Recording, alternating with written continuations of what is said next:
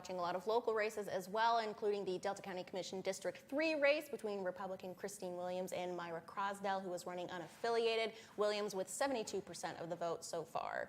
And Delta County Commission's District 4 race between Democrat Kelly Vangenhoven and Republican David Moyle. And this was an interesting race, with Moyle previously announcing he was suspending his campaign after the primary. However, he has said he will take the seat if he wins tonight. But right now, it looks like his opponent is in front. Real quickly, we're also watching the results of the ballot initiative in Gladstone that would amend the city's charter to remove the city's authority to levy and collect special assessments. Of course, right now, again, we don't quite have all of the results for that one yet either.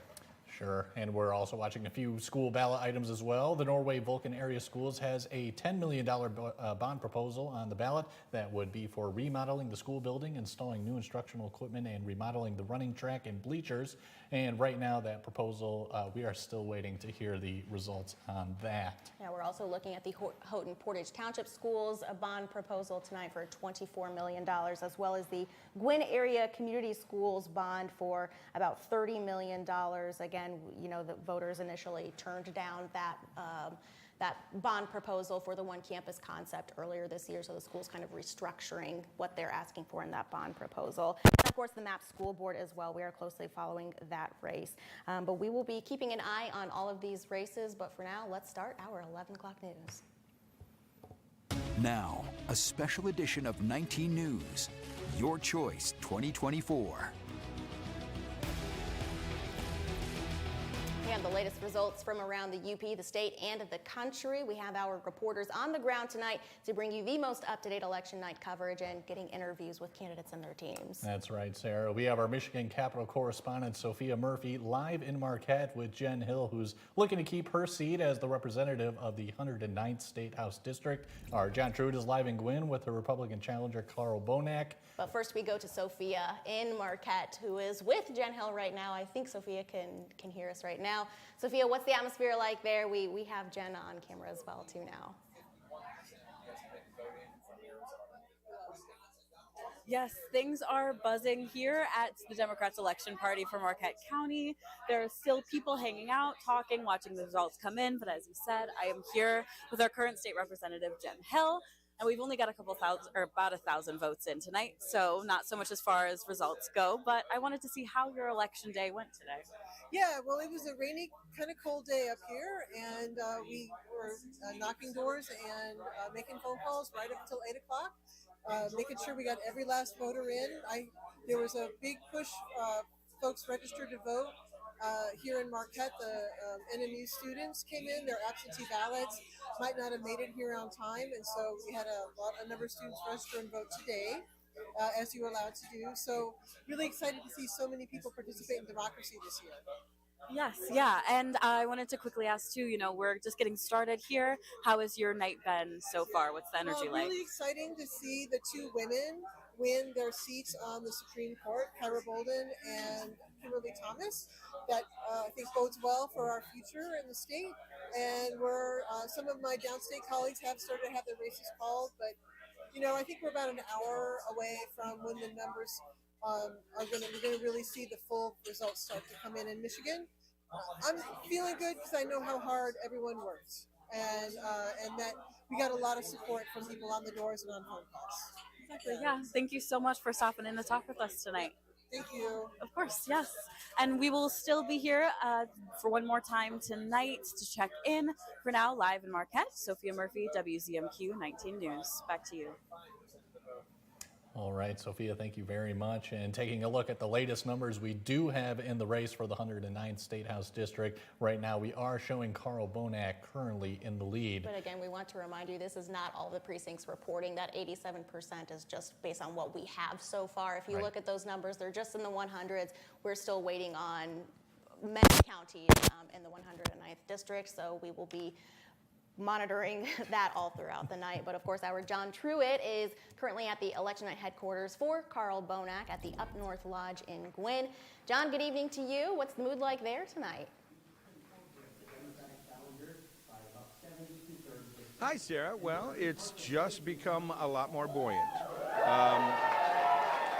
We're looking at a Carl Bonak campaign that is clearly in the lead. we're looking at Dave Preston, who is in the 108th district leading, as well as Greg Markkinen in the 110th. We are expecting Carl to take the podium any minute now and speak to the crowd.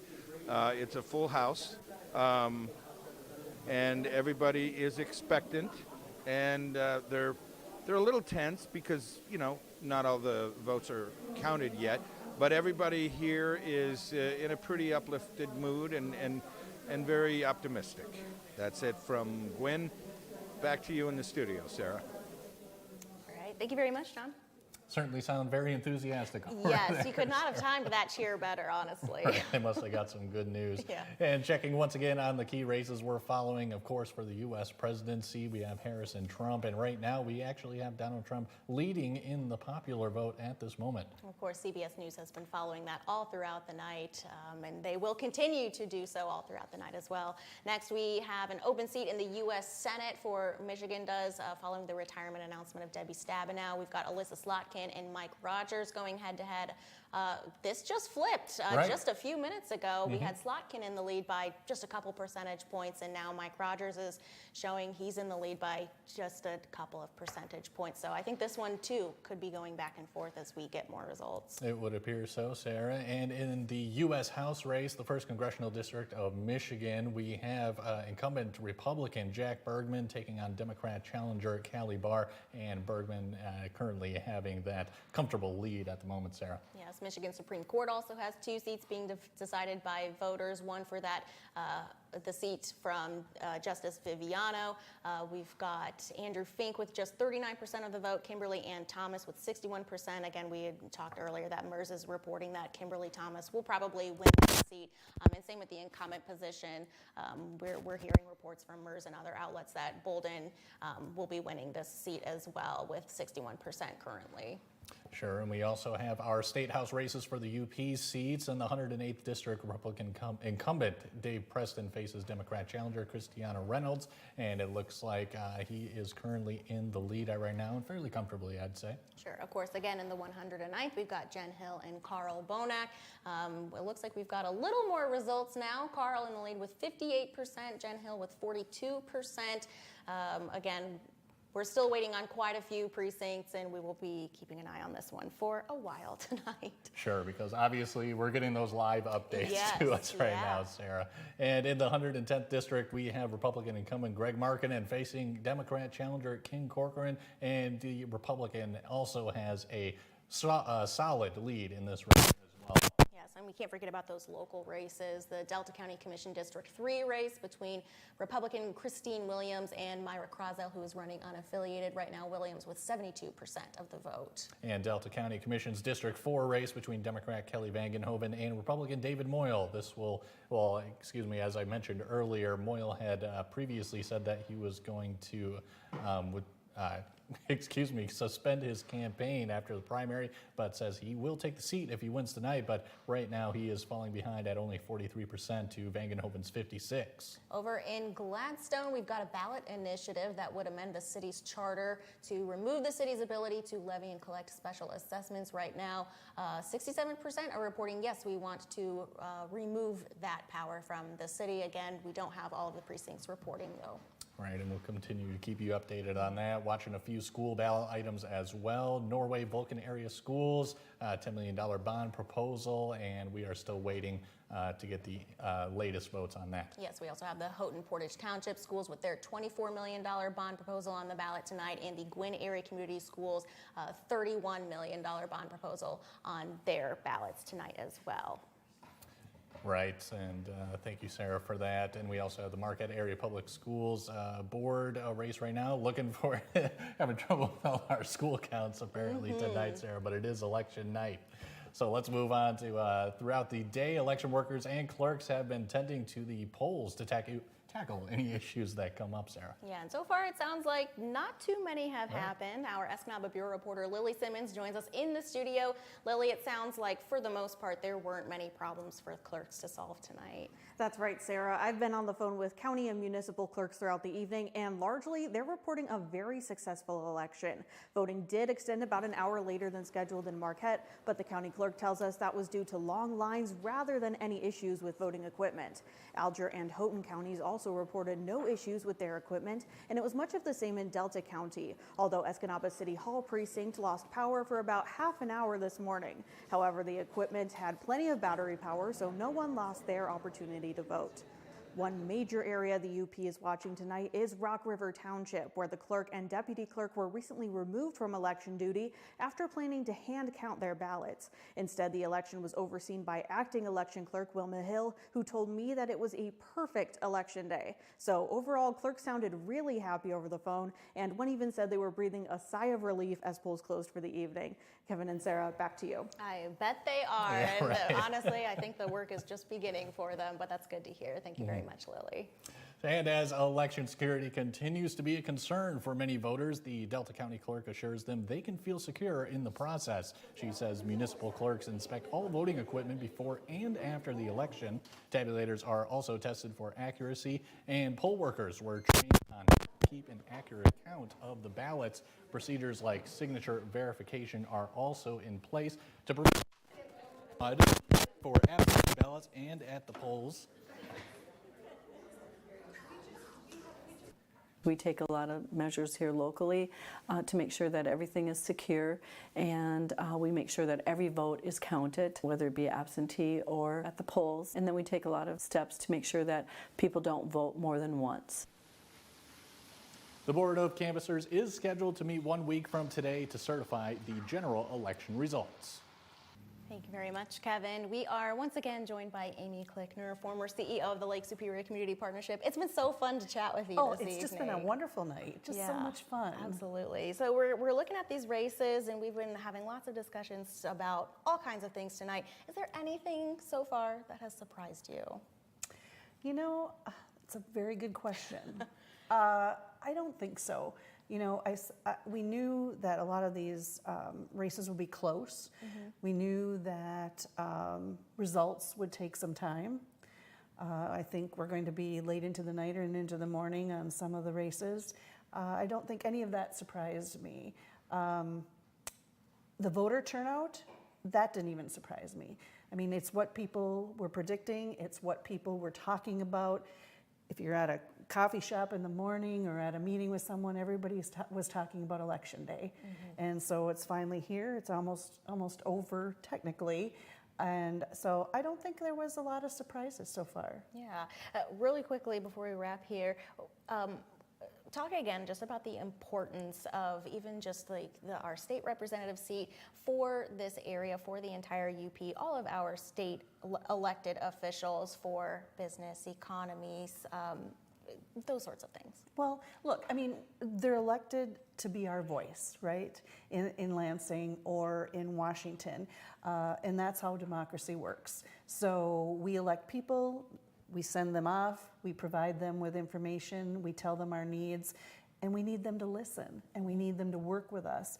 And we don't understand the whole process that they go through necessarily either. So it has to be a communication both ways so that communities in economic development or housing or healthcare, whatever the issue might be, that we are being able to have a relationship and communicate with our elected officials and that they're able to carry the water, so to speak, to Lansing and Washington for our communities. And so it is extremely important, or we'd have no voice. That's for sure. Amy, thanks for chatting with us tonight. We might check in with you one more time, I think. Sounds good. Cool. All right, Kevin, we'll send it on over to you. All right, thanks, Sarah, and thank you, Amy, too. Still to come on this election night, we're checking with our national correspondents, two of them each at Trump and Harris's watch parties. And we'll also be bringing you the latest numbers on the race for Congress and U.S. Senate. We'll be right back after this.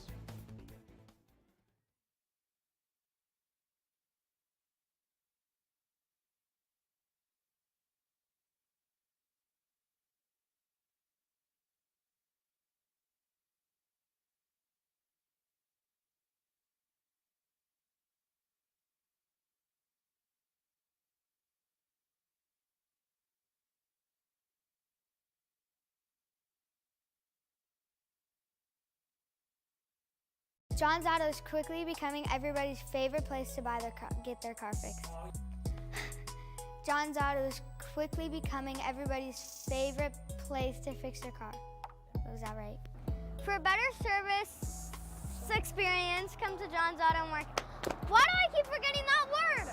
Experience. Okay, go. 3, 2.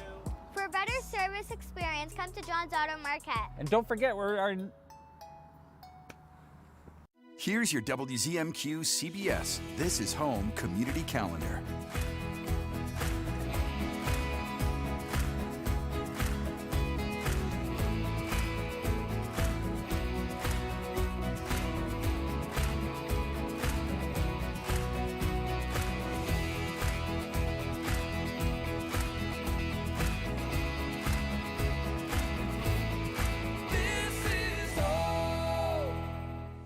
Looking for your next level in real estate? Look no further than Next Home Superior Living. Stephanie's not just any realtor. She's energetic, talented, equipped with the latest technology, and decades of experience to serve you better. At Next Home Superior Living, we're not just selling homes, we're guiding clients and customers throughout the entire transaction. That's Stephanie Jones of Next Home. Visit stephaniesells.com and let her work with you for your next home. Don't settle for ordinary. Choose Next Home Superior Living for your extraordinary real estate journey. As children grow up, they face a lot of choices. Choices that affect their future or determine their character. Families can support their choices with a Met Prepaid Education Savings Program, where you pay for future education at today's prices. It's a safe, secure way to give them a debt-free start, or get back at least what you put in, often more, if they choose a different path. Because you can't predict the future, but you sure can prepare for it.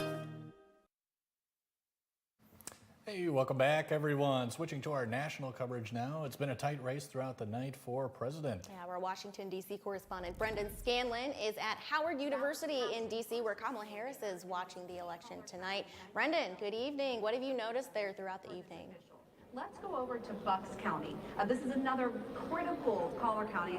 Good evening, Sarah and Kevin. Yeah, a few things. Well, first and foremost, we're not expecting the vice president until probably a little later. I don't believe she is here quite yet. But a few takeaways. I want to first step aside. I'm going to have our photog here sort of zoom in just to show you how intently people are watching the numbers come in. They've got CNN up on the main screen here. They're watching the numbers come in from these critical battleground states like Michigan, of course, Pennsylvania, Wisconsin, all coming in literally within the last couple of minutes.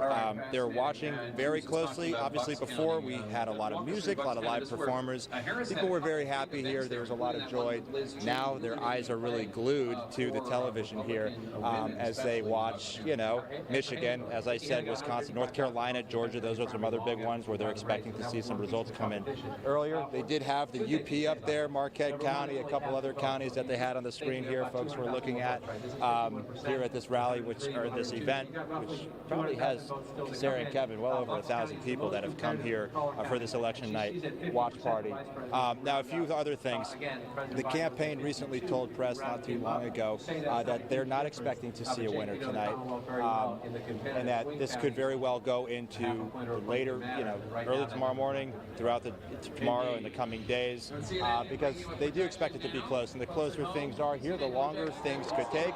I'm just trying to keep my eye here on the television screen that they have. As obviously you can hear different states that come in, the supporters and attendees and campaign volunteers. They're cheering, obviously, in certain states like Oregon that just popped up, cheering that they're going for Harris. And of course, when the ones go for Trump, they're sending a few boos up towards the TV as well. A lot more to be breaking down, Sarah and Kevin, from this evening well into tomorrow. We will be here. We'll have the very latest. But for now, I'll send it back to you in the studio. Thank you very much. It sounds very loud out there. Let's send it on over to our Tom DeVecchio for our weather forecast real quick.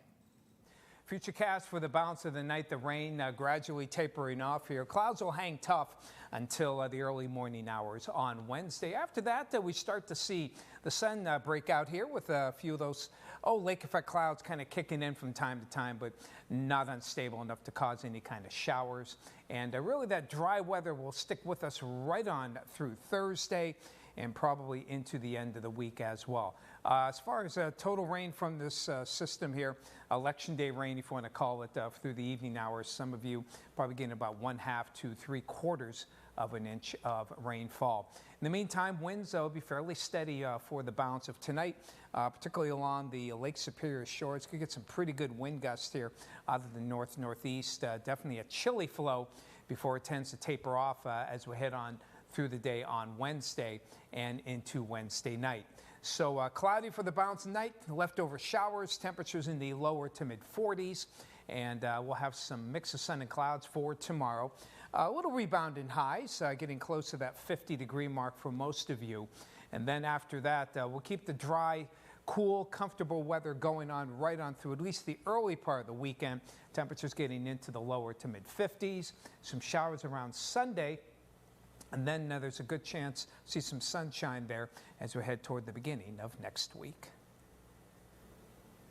All right, Tom, thank you very much. Pennsylvania, much like Michigan, is considered a big battleground state this election. And we're keeping an eye on the numbers there as well. And joining us live is our Pennsylvania State Capitol correspondent, Kara Jeffers, who's been in Philadelphia all day monitoring the votes. And are we getting Kara here? There she is. All right, it sounds good. Kara, how's it going over there? Hello, WZMQ. It is kind of winding down. We're at the changing of the guard. They started counting mail-in ballots at 7 a.m. this morning, and they have not stopped. That's one of the rules here in Pennsylvania. So we've seen, you can't have the same workers doing that, though. So we've had kind of that changing of the guard. We've also seen reporters going and grabbing coffee. It's been a long night. So talking with commissioners, though, we've already have about 115,000 votes that have been put out. And we have Kamala Harris at about 77% in Philadelphia. With that, there's also kind of looking at the in-person voting that did happen today. There were a few bomb threats that took place, kind of made some of the precincts extend their voting hours for people, but everything at this point is shut down. Everything is being brought to this warehouse, which is just kind of the consolidated efforts of everything. Also talking with the commissioners, they really felt that anecdotally, there was, more voter turnout. People were in the streets, they were saying hi to their neighbors compared to 2020 when it was COVID. So we'll see what those final numbers look like for turnout in Pennsylvania. As the election goes on, those results continue to tick in. From Pennsylvania, I'm Kara Jeffers for WZMQ News. Kara, thank you very much. When we come back, we will head to West Palm Beach, Florida, where the Trump camp is watching the election unfold tonight. We will be back after this. What do you do when your tire goes flat and there's no air anywhere to fix that? You reach for Bullseye Pro, the smarter, faster, hands-free way to fill it up with air. Bullseye Pro is equipped with a rechargeable lithium-ion power plant. So fast, so strong, and so convenient. It's like putting the power of an air compressor in the palm of your hand. Look, you can inflate all 4 tires of your car on a single charge, or inflate a bag full of soccer balls at practice. Bullseye Pro is so advanced, it has a built-in smart pressure digital sensor that gauges and automatically stops when the set tire pressure is reached. Plus, it can be 100% hands-free. You simply set the target pressure and walk away, keeping you out of harm's way. Bullseye Pro is lightweight, durable, and powerful enough to inflate this massive monster truck tire. Plus, it has 4 ultra-bright LED lights to safely inflate at night. Bullseye Pro comes with 3 custom air nozzles on board, so you can easily inflate pool toys, exercise balls, and more. Forget driving to the gas station. Bullseye Pro is your anywhere, anytime inflation station. Call or go online now and get the complete Bullseye Pro inflation system, all for the factory direct price of just $79.99. It comes with a 90-day money-back guarantee. Plus, we'll ship your entire order free. That's right, free shipping. But to really inflate this offer, we'll give you a 50% discount on a second one. You get it all. An incredible value for one low price. Call or go online to order now. To order, call 1-800-794-9110 or go to getbullseyepro.com. So call 1-800-794-9110. That's 1-800-794-9110 or order online at getbullseyepro.com. From 19 News, this is a special report. Your Choice 2024. Supporters of Donald Trump are energized inside and outside at their watch party, and that is where we find our correspondent Rachel Knapp tonight. And Rachel, is the former president expected to make an appearance at the event tonight, you think?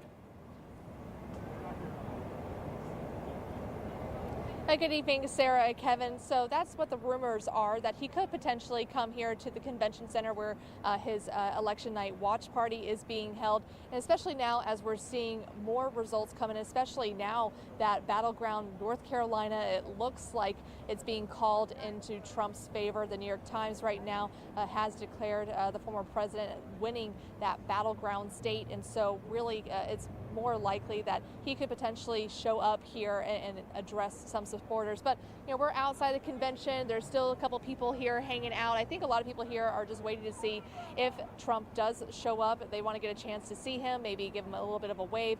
But the energy both outside and inside, Kevin and Sarah, has been really electric. A lot of people out here are just cheering, clapping, wearing their Make America Great Again hats. And then inside as well, you could just hear all the cheers whenever there's a new state being called for the former president's favor. So again, we're going to be out here all night covering this very important, very historic election. But for now, reporting from West Palm Beach, Florida, Rachel Knapp for WZMQ 19 News. Sarah, Kevin, back to you.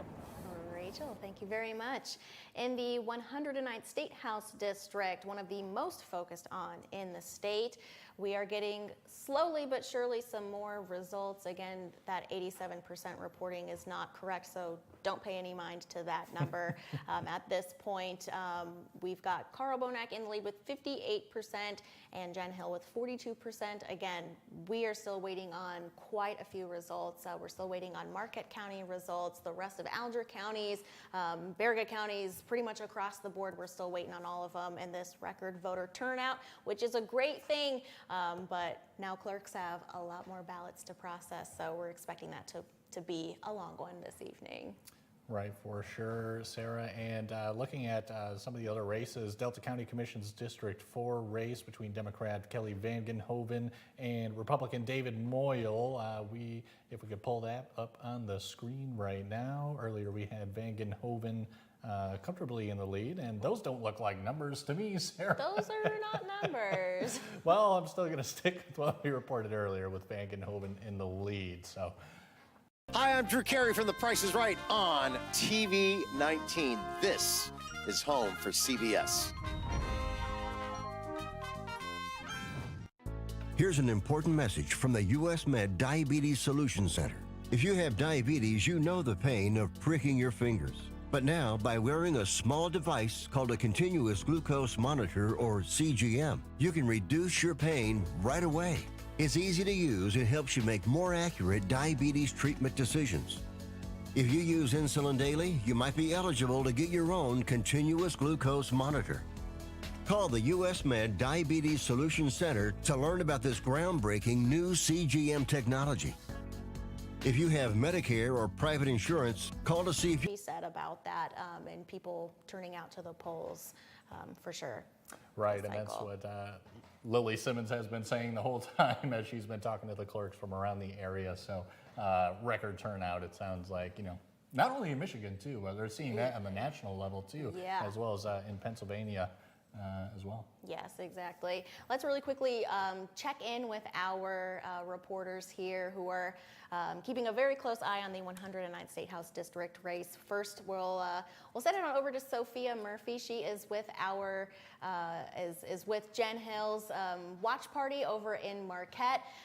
Sophia, I see that it almost looks like things have died down just a little bit. Maybe everyone's just taking a snack break right now. What's the vibe been like there throughout the evening?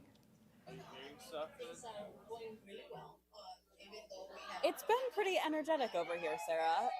Things are quieting down a little bit, but things are still pretty active. People have just found their tables, starting to chit-chat.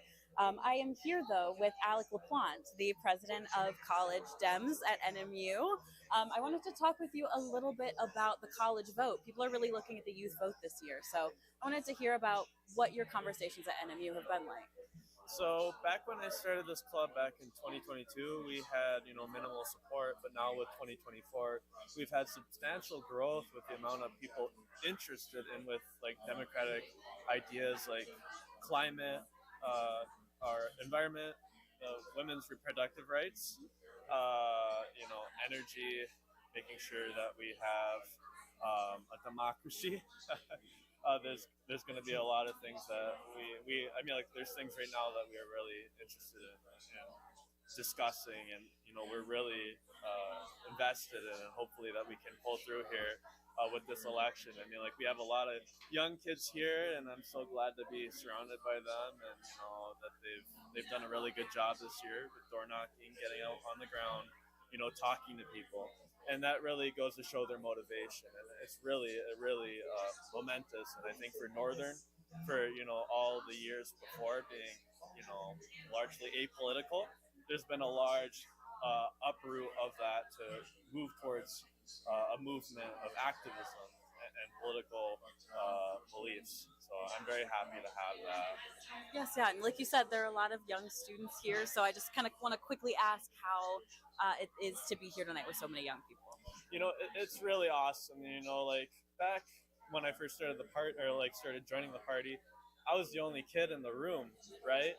I think I brought down the age about by 20 years, but now having so many kids and so many well-spoken kids, that are my own age in that group with me, kind of gives us all kind of support with each other and show that we have a youth support for the Democratic Party. That's where our future lies within the Democratic Party. We need to build that support for years to move ahead. So I'm very happy to have them, and they're very, very awesome. Good, yeah. Well, thank you so much for talking with us tonight. We're live in Marquette. I'm Sophia Murphy with WZMQ 19 News, and we'll send it back to the studio. All right, Sophia, thank you very much. And we are once again joined in the studio by Amy Klickner, former CEO of the Lake Superior Community Partnership. Honestly, you've been keeping a closer eye on the presidential race tonight than I have. I've been doing a bunch of other things. What are you seeing? I know it's so far, of course, we don't have all the results, but Trump's in the lead in the states that we do have. Yes, he is in the Electoral College.